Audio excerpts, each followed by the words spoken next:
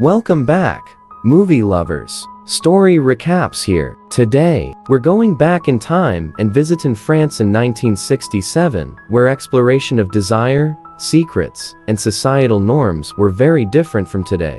The story of a reserved Paris housewife who finds erotic liberation through bizarre psychosexual fantasies in part-time work at an upscale bordello. Story begins with the couple traveling in a carriage. Meet Séverine and Pierre. We see Pierre expressing his fondness for her, but she acts indifferent. This offends him, and he orders the carriage to stop. He orders her to step down, but she denies. We see them dragging her all the way to an isolated spot and tying her up to a tree. Pierre is not done. He rips her clothes apart and orders them to flog her. They follows their master's orders. When Pierre was satisfied, he stops that, but leaves Séverine all alone for his servants to devour. When the servant makes his advances, Séverine seems to enjoy it too, and the scene ends. We later learn that Séverine was dreaming all this. In reality, Pierre and Séverine are married for a year, but they have not yet slept together. Pierre tries to change that night,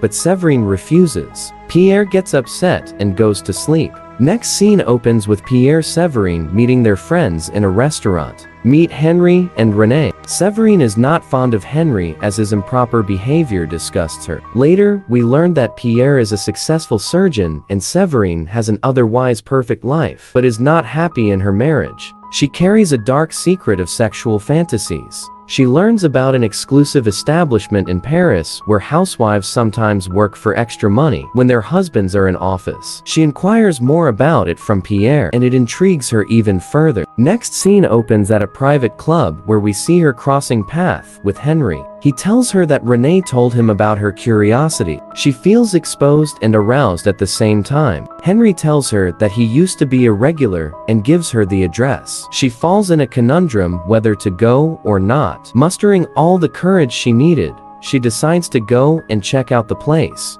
Next we see her walking up to the door of the procurer, Madame Annay. She is amazed to see her beauty. She calls her charming and fresh, and exactly what her customers liked. Madame Annay asks her when she could start. Séverine gets a bit hesitant at first, but later agrees to return at noon. She makes a quick stop at Pierre's hospital and returns to the bordello at noon. Annay invites her in and gets her up to speed. She decides an alias for her. She names her Belle de Jour because she is the beauty who will work only in day. She is sent to her first client, who is rich, unattractive man. At first he gets hesitant and wants to pick her clients, but Annay gives her a push, demands her to please him. On entering the room, we find Belle gets uncomfortable with him when he makes advances and even tries to escape at one point. But later, when he forces him on her, she gets submissive and complies and even enjoys. From there on, we discover one of her dark secrets. Belle is a masochist and likes to be manhandled. She also has various turn-ons from time to time, as we see from her zoning out and getting lost in her fantasies. She gets excited on affliction of pain and humiliation on herself. We see Belle resuming her normal life after the eventful day. She makes sure that there are no traces of her other life. The story develops, and we see that Belle has been doing it for a long time. One of her clients, who is an old man, invites her to his mansion, where is asked to pretend as his dead daughter and lie in the coffin. Later on, after having his needs satisfied, she leaves. Then one day, two men came to have fun at Annay's apartment. Belle catches attention of both of them, and they get into an argument over her. But later, we see the one called Marcel wins, and gets to sleep with her. Later one day, we see that Henry visits Madame Annay, and discovers Belle's little secret. Belle agrees to sleep with him in order to keep him quiet. On the contrary, he reveals that her purity was what fascinated him. But now, as she works as an escort, he no longer finds him attractive, but he ensures that he won't say anything to Pierre. In the meantime, Marcel falls in love with her and wants her all to himself. Slowly, we see that Marcel's love becomes obsession,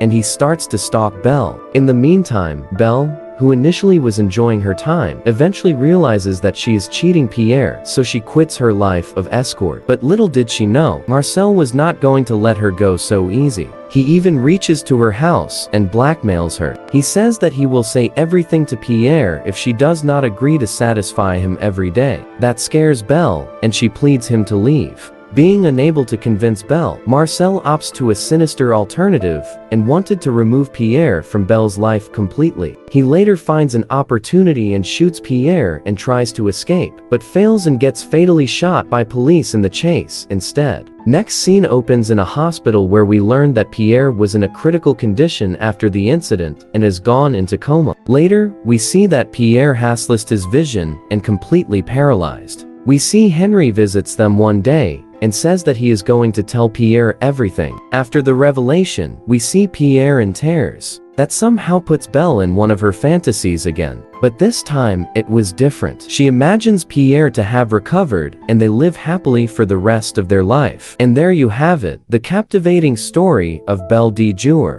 The film delves into themes of sexual repression, desire, and societal norms, often with surreal and dreamlike sequences. With its provocative and enigmatic storytelling, as well as captivating performances, it remains a classic of French cinema. Thank you for joining me. Don't forget to like, subscribe, and hit that notification bell for more exciting movie recaps.